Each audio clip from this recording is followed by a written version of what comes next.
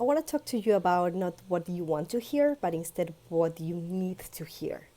I wanted to think for a moment about the most difficult time in your life.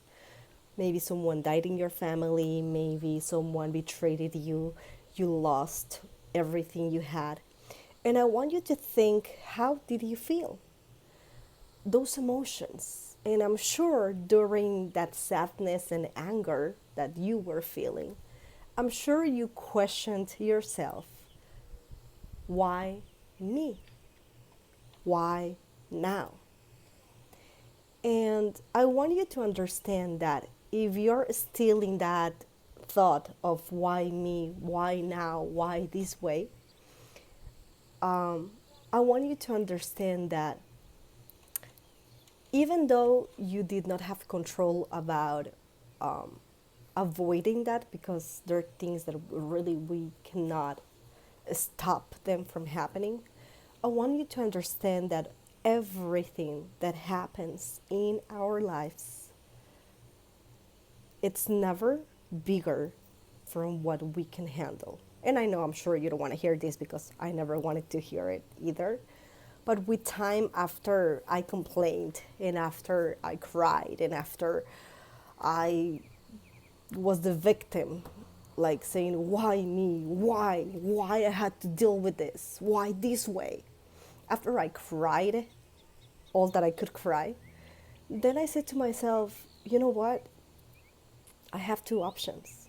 Either complaining and continue the path of making wrong decisions out of my negative feelings, or I can just make something happen out of this.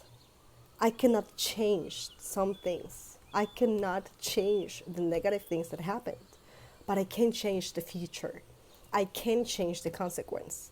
If someone died out of a car accident and it's something that was out of my hands, how can I make it a good thing? And I always remember this story of this woman this was a mother of a teenager, and the teenager was driving, and she had the girl, it was a daughter. So the girl had a car accident and she lost her life. And the person who hit her was a person who was driving under the influence. And I remember this mother feeling devastated, no finding options or solutions. You know, who was going to bring back the life of her most loved one, you know? And then she realized, I cannot bring my daughter back, but I can avoid this happening to other women and, well, other people in general.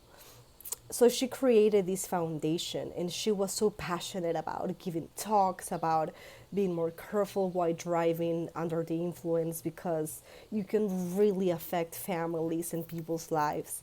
So because of this mother and her passion and her way of thinking, she avoided new deaths for other families.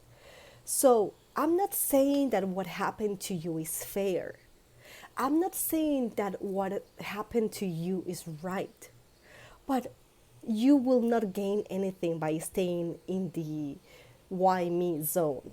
You will not gain anything by complaining about why it happened this way, you know? If you need to cry, cry it all out. If you need to scream, scream it all out. But scream and cry up to the point that you don't have more tears left. So then you can move on. And then you can say to yourself, okay, you know what? I cried enough. Now it's time to find out, how can I make a better situation out of what I have in my hands. Do not walk away from fear. Do not walk away from the difficult moment you're passing. Trying to cover the negative moment that you're living with a vacation, with drinking, with going out partying just to forget the feeling. It's not the way. You have to confront the suffer. This video that I'm making, and that I want you to hear it, is because someone needs to tell you that suffering is necessary in order for you to find the next step in your life and your mission in life.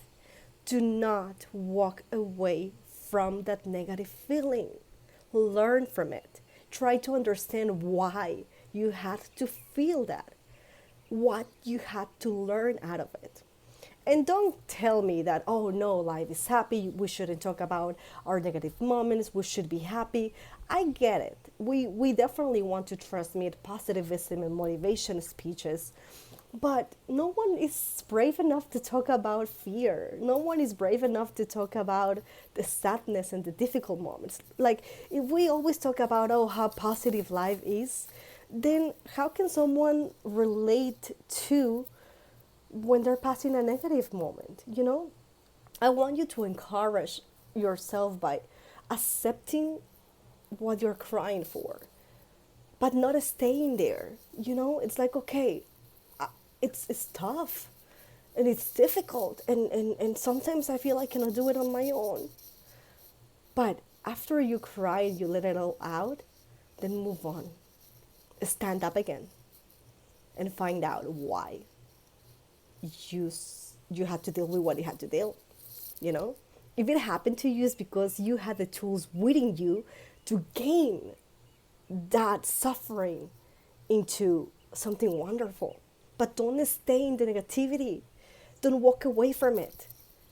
Because you know what? In a couple of years, another situation with the same scenario, well, not the same scenario, but with the same consequence, it will come. It will be a negative feeling.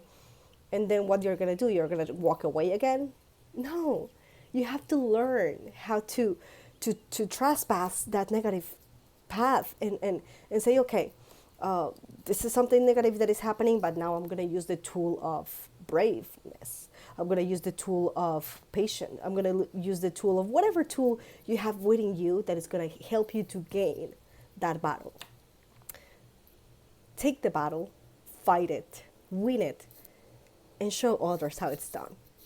Because if it happened to you, maybe in 2 years it's going to happen to someone else, and that someone else is waiting for your words. So that's my message for today. I hope you like it. I hope it helps. And I hope you learn to live the life that is meant to be given to you by the one who created you. And it all starts with suffering. But after the suffering, 3 days after the suffering, someone was awake again. And they showed the world that suffering was not the end. Believe that.